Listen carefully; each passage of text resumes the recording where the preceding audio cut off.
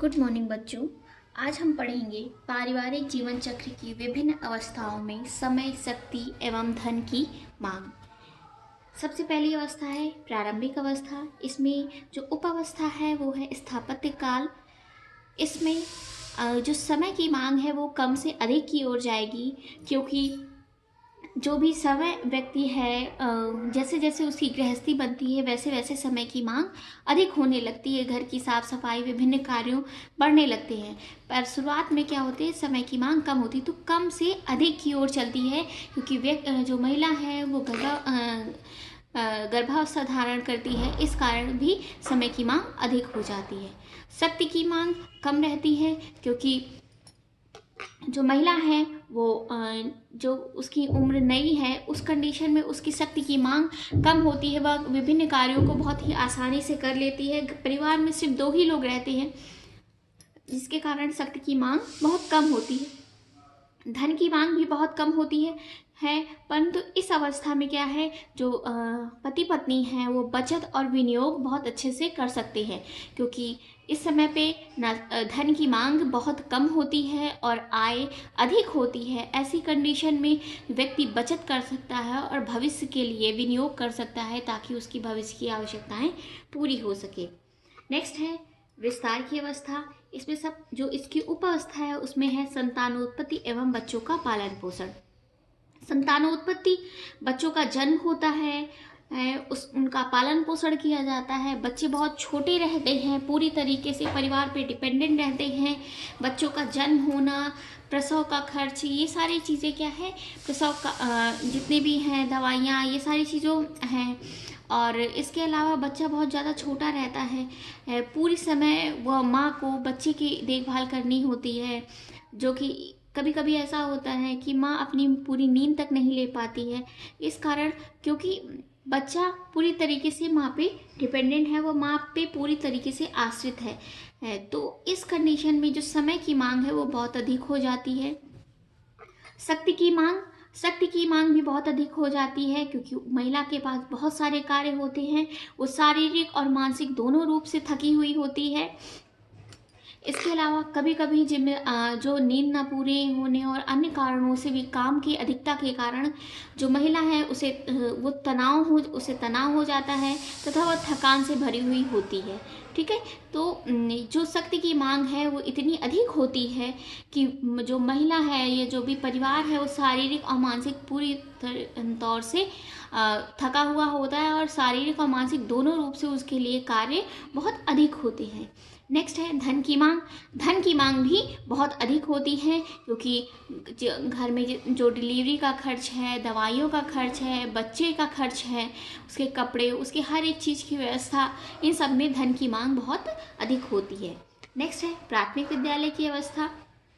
इसमें समय की मांग अधिक होती है, क्योंकि बच्चा बहुत छोटा होता है। बच्चे को तैयार करना, स्कूल भेजना, उसका टिफ़िन तैयार करना, उसे उठाना, ब्रश कराना, सब कुछ करना, उसे स्कूल छोड़ने जाना, वापस स्कूल से लेके आना, उसे पढ़ाना, हर एक चीज़ करना।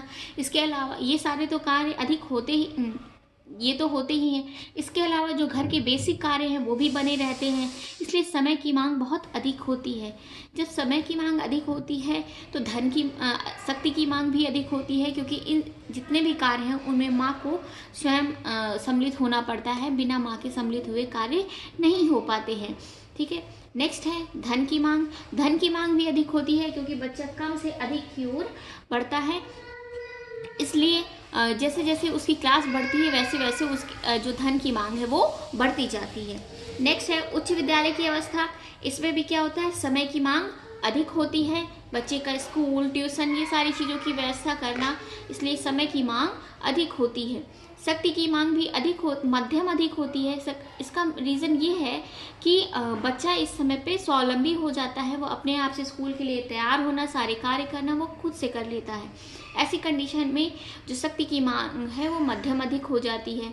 धन की मांग भी मध्यम अधिक होती है, क्योंकि इस समय पे बच्चा अपने जो भी पढ़ाई भी है वह इसको इतना समझदार हो जाता है कि स्कूल में वह जो भी चीज़ें पढ़ाई जा रही हैं वो अच्छी तरीके से समझ सके, और घर की जो भी व्यवस्थाएं हैं वो लगभग पूरी हो चुकी हैं इस अवस्था तक। इस वजह से धन की मांग कम रहती है। नेक्स्ट है महाविद्यालय की अवस्था। इस अवस्था में समय की मांग कम हो जाती है क्योंकि बच्चे अपने कार्य स्वयं से पूरे करने लगते हैं। वो उन्हें सिर्फ पढ़ाई ही अपनी करनी होती है और माता पिता अपने कार्यों में उनके पास सिर्फ अपने ही कार्य रह जाते हैं, बच्चों से संबंधित कार्य कुछ नहीं रह जाता है। इस कंडीशन में समय की मांग कम होती है। शक्ति की मांग भी कम होती है क्योंकि बच्चे अपना कार्य स्वयं से कर रहे होते हैं। धन की मांग सर्वाधिक होती है क्योंकि इस समय पर बच्चों की पढ़ाई में, बच्चों के व्यवसाय के संबंध में सर्वाधिक धन का व्यय होता है। ठीक है, बच्चे कभी बीटेक कर रहे हैं, कभी एमटेक कर रहे हैं, कभी तैयारी कर रहे हैं। इस कंडीशन में उनकी जो धन की मांग है वो परिवार के लिए सर्वाधिक होती है। नेक्स्ट अवस्था है संकुचित अवस्था। इसमें बच्चों का व्यवसायिक समायोजन का काल है। इस समय पे क्या होता है, बच्चे अपना व्यवसाय कर लेते हैं या निश्चित रूप से कहीं ना कहीं व्यवस्थित हो जाते हैं। ऐसी कंडीशन में जो समय माता पिता हैं उनके लिए समय की मांग भी कम हो जाती है, शक्ति की मांग भी कम हो जाती है, परंतु धन की मांग अधिक रहती है। इसका रीज़न ये है कि अगर कभी कभी वैसे तो बच्चों को नौकरी मिल जाती है, पर कभी कभी बच्चों की नौकरी नहीं मिल पाती है। उस कंडीशन में माता पिता को उनके लिए व्यवस्था करनी पड़ती है, उन्हें नौकरी या व्यवसाय से संबंध में जोड़ना रहता है, जिसकी वजह से धन की मांग अधिक हो जाती है कभी। और इसके साथ ही बच्चों की शादी ब्याह इन सब चीज़ों में भी धन की मांग अधिक होती है। नेक्स्ट है आर्थिक पुनर्नियोजन का काल। इस समय पे समय की मांग कम होती है, शक्ति की मांग भी कम होती है, धन की मांग कम और अधिक दोनों हो सकती है क्योंकि यदि व्यक्ति ने पहले से सेविंग कर रखी है तो उसे धन की मांग अधिक नहीं लगेगी।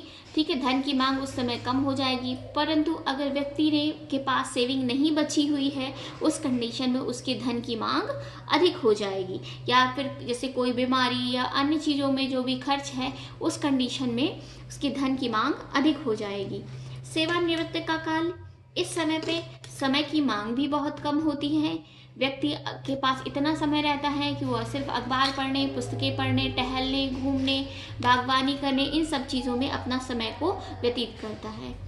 शक्ति की मांग भी बहुत कम हो जाती है, धन की मांग भी सबसे कम रहती है, परंतु इस समय पर चिकित्सा व्यय जो होता है वह अधिक हो जाता है क्योंकि व्यक्ति वृद्धि होता है, विभिन्न स्वास्थ्य समस्याएं होती हैं, जिसके कारण से उसको जो धन की मांग है जो चिकित्सा संबंधी व्यय है उसके अधिक हो जाते हैं। बाकी अन्य जो भी व्यय है वो कम रहते हैं। चलिए, ये आपका चैप्टर पूरा हो गया। कल से आपका नेक्स्ट